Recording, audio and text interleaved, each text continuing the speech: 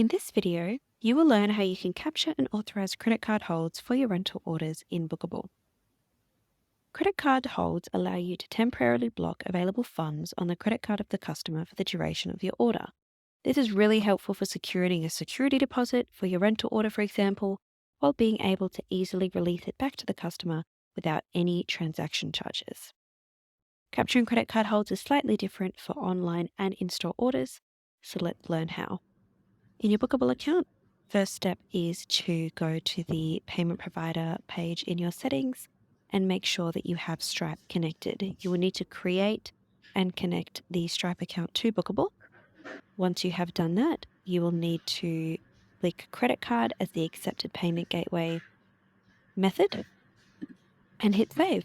All of your credit card authorizations, even though done through Booqable, is actually processed and authorized through your Stripe payment gateway.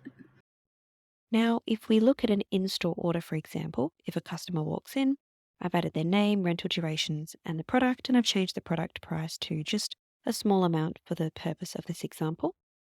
Once I click that payment due button, you can click credit card, and then you will have the option to click authorize instead of charge.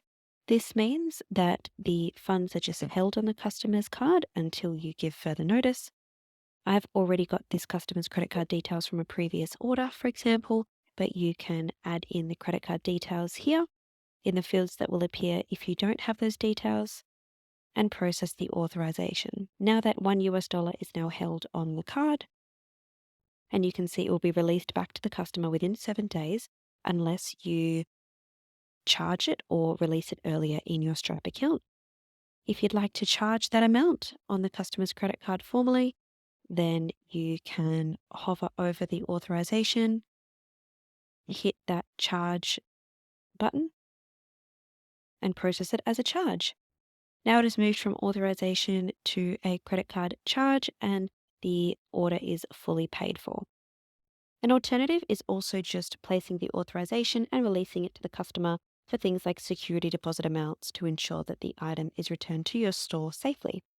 Now, for customers ordering online, you can see that they can enter in their credit card details, but they can only elect a charge of their card.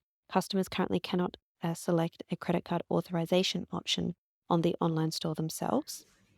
So once they complete their order, what your job to do is to click into their order in your Booqable account.